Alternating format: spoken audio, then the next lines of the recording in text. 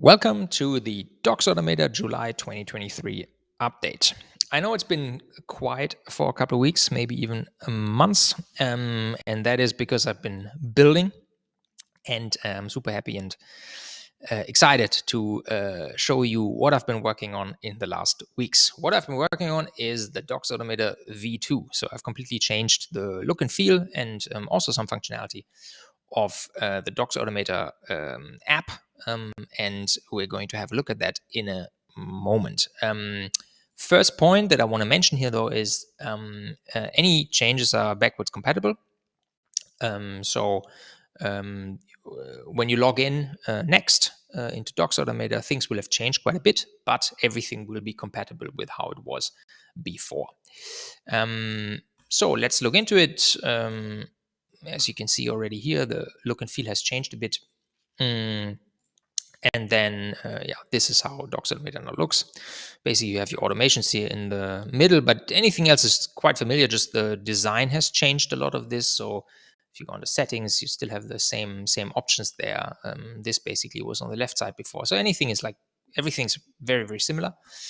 And let's go into an automation. So also here you see before that you could select the data source, you could set your Google Doc template. Just the look and feel has changed quite a lot. The first feature change is the on-the-fly saving. So if you make any changes on your automation, it will be saved on the fly, so right away. And there will always be an indicator here on the right upper corner that something has changed right now. So this was now saving the Google Doc template, and if I change my override attachment field, we will have this toast here on the right upper corner, which is indicating that has changed. So it's not like before where you had to click on save every time, and now basically everything is changed right away and will be indicated or displayed here in the right upper corner. Any other change now is with regards to the Airtable integration. So the other integrations like Glide and also the API integration haven't really changed because there's not that much happening on the front end. But the Airtable integration has changed quite a lot, and I've tried hard to really improve that integration and to make it a lot easier to create documents from Airtable using DocsAutomator. The first feature is the preview feature, which you see here on the right hand side. So what this does is it's loading 20 random Airtable records from your table, if there are 20. If there are less, it's just loading all of those that are there. And you can basically create a preview for anything that's been mapped here on the left hand side. The learning for me was that it was tedious before to always have to start like creating documents in order to see how it's going to look like. And now there's this preview feature, which is also not counting as printed documents. So your total documents count here, which you can see here, is basically not going up when you're creating previews. So you select the records here, and then you click on create preview, and this is going to create that document. It just has some watermarks on it, but the rest is exactly the same, and you can see how your finished document is going to look like.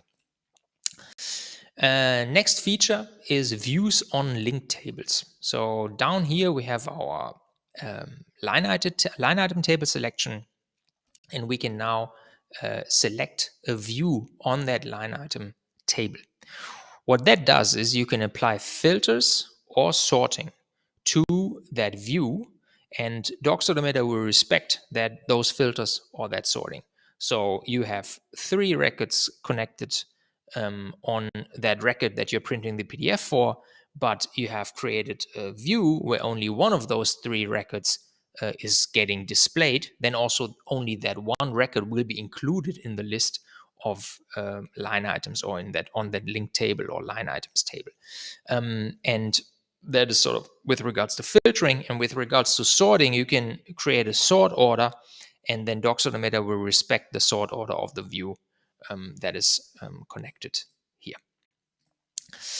Last point, nothing I can really show in the front end, but which is happening in the back end, is the field referencing is now happening by ID and not by name anymore.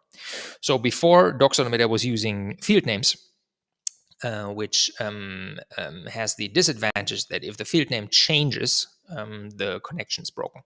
Now everything's referenced by field ID, meaning if the name of a field changes, that doesn't change anything about DocsAutomator working and creating documents.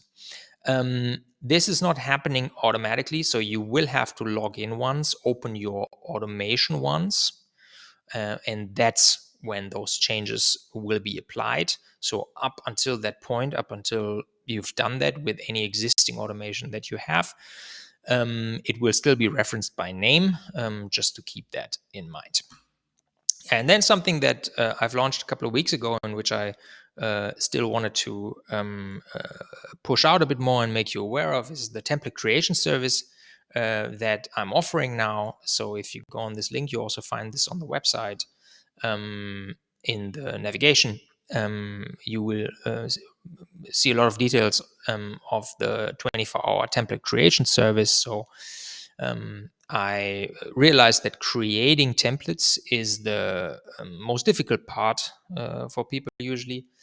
And I'm trying to make that as easy as possible in order to get to that perfect template. And so far, a few customers and users are very, very happy about this already.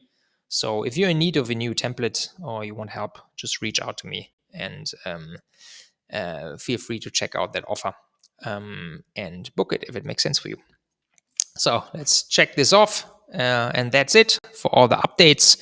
If there are any questions regarding the new version of DocsAutomator, if you have any questions or just want to say hi, please feel free to reach out anytime. Until then, wish you happy automating and speak to you very soon.